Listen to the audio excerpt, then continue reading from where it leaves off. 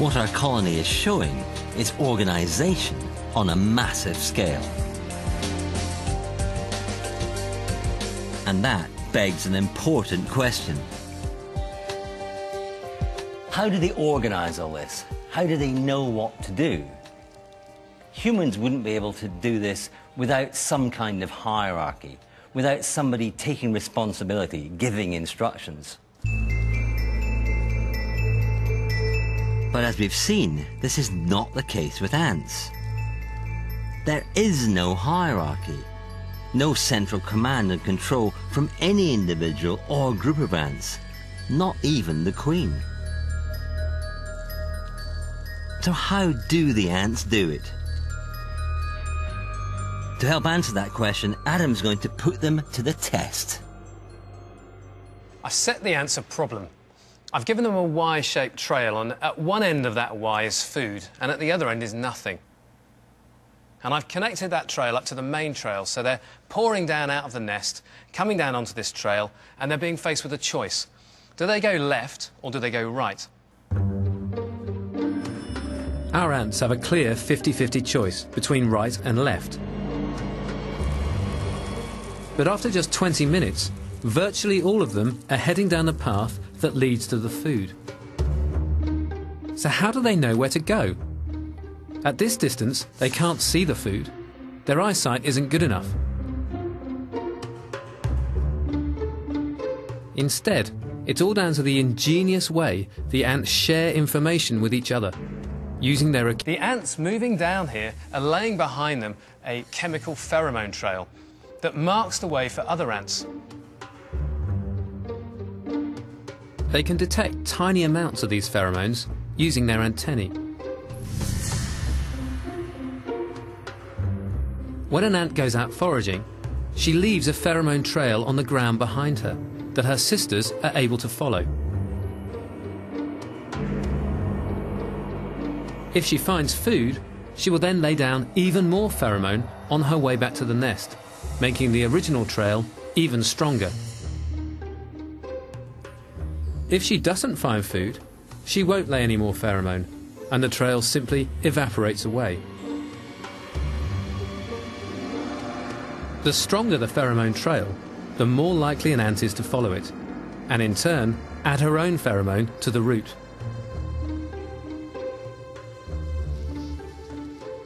When this is applied to hundreds and thousands of ants, very strong trails are produced that link the nest directly to food sources in the environment.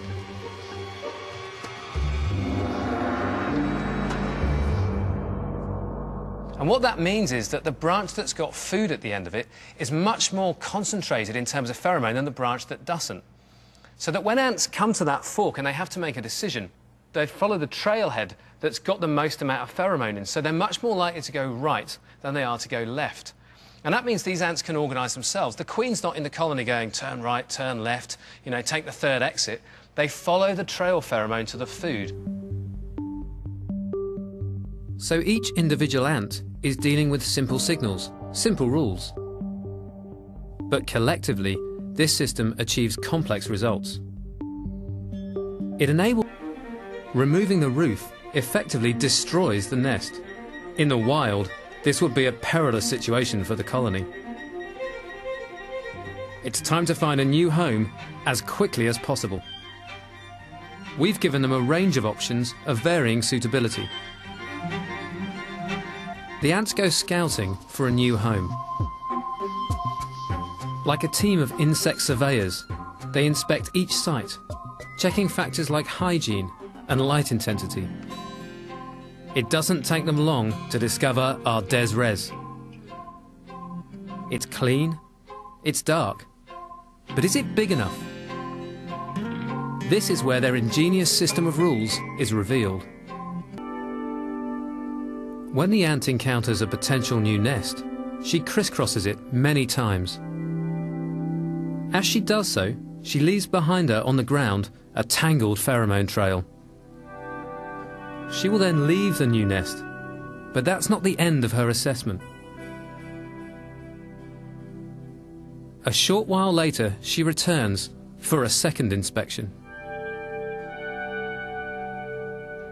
They then sort of smell the ground, and every time they...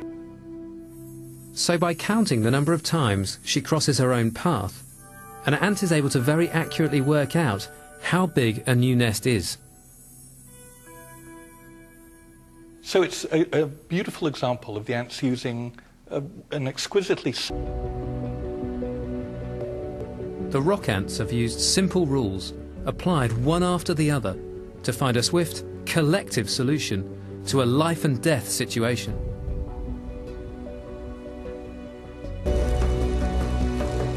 In the wild, driver ants create imposing trails, guarded by huge soldiers, to ensure the safe passage of the brood from one place to another.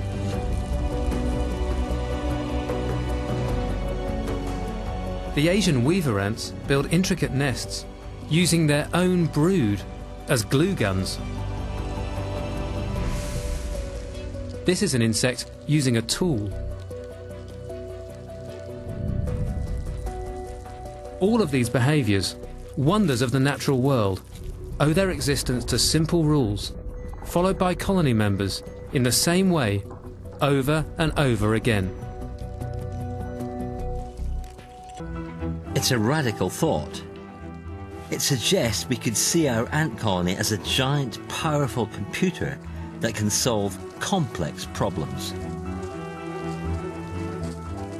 Problems like finding sources of leaves and delivering them efficiently to the parts of the nest where they're required.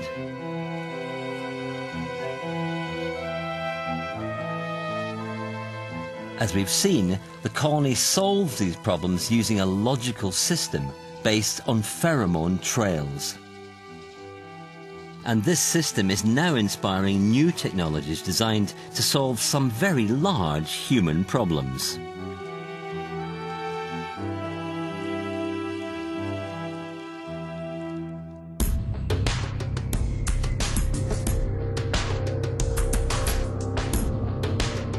Here, in the Texan heat, a very cold industry is at work.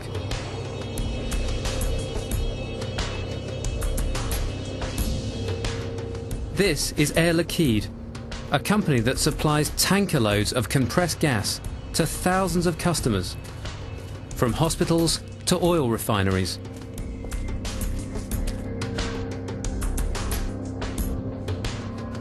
I'm here to meet Charles Harper, to find out how insight from the ants is helping the business solve a fiendishly complicated problem. Here we monitor the supply of and the production of all of our gases and our liquids in the United States. We have about 10,000 customer sites to deliver to. We have 1,000 trucks and drivers to dispatch. So on any given day, we have to know who needs a delivery and where to source the liquid from. Finding the best routes to get the right truckloads to the right customers every day is a massive logistical challenge. And this challenge has a name: the travelling salesman problem.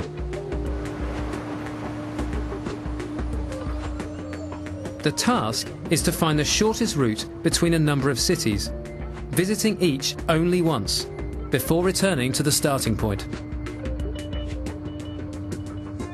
With 5 cities, there are only 12 possible delivery routes. But as more destinations are added, the number of potential routes skyrockets. A trip with just 15 cities has over 40 billion possible routes.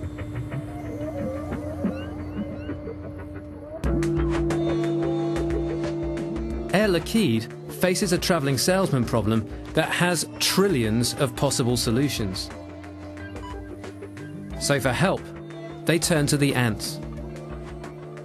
Inside this computer, there is a program based on ant behaviour. It's called an ACO, or Ant Colony Optimization. So you're running your delivery network very similar to an ant colony going out foraging, only instead of bringing food in, you're looking to take goods out. Exactly, just the reverse. In our particular case, we're delivering food out to the customers. In this case, it's liquid oxygen or nitrogen. But as an ant colony would bring food and supplies back to the mound, we use that ant motion and ant reinforcement in the pheromone trail to simulate our routes. The program sends out digital versions of ants to investigate potential routes. Just like our own leaf cutters, the digital ants lay virtual pheromones as they go. Shorter routes become reinforced with pheromone as more and more ants begin to follow them, while the longer routes begin to evaporate and are ignored. It's the same technique our ants use to establish the quickest route to a food source. The digital ants quickly and efficiently identify the better options, so there's no need to calculate every possible route. And Air Liquide gets a highly efficient way to run its complex operations.